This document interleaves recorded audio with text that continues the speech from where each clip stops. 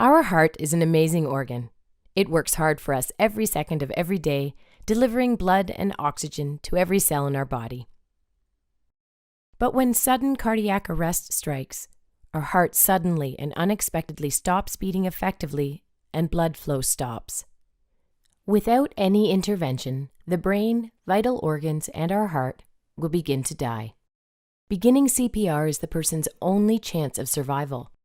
Brain damage will start to set in within 4 minutes, and after 10 minutes, brain damage becomes irreversible.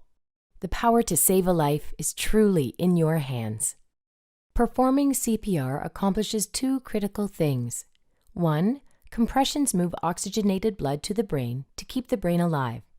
And 2, compressions keep blood and oxygen moving to the heart muscle itself, so that it has the best chance of resuming a normal electrical rhythm after a shock is delivered. As you begin compressions, you are creating an artificial pump and doing the work of the heart manually.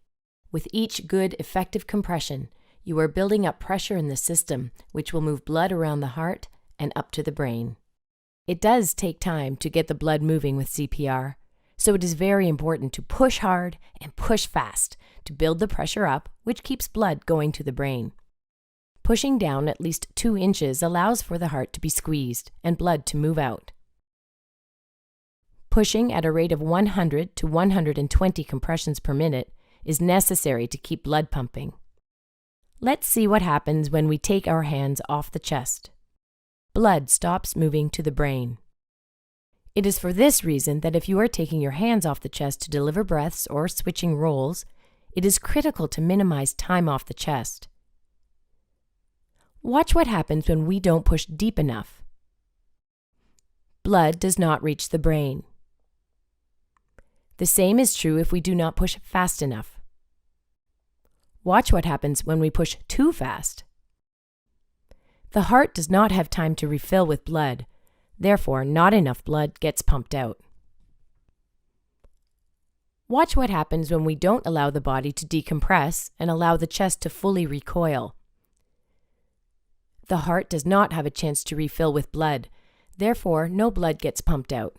So remember, the key purpose of delivering compressions is to keep oxygenated blood moving within the heart and up to the brain to keep the brain alive.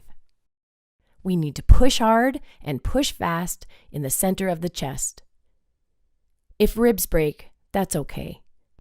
What's not okay is allowing the brain to die from a lack of oxygen. So remember, you are their only hope. Do the best you can, and don't give up until medical help arrives or an AED is present. You can do it.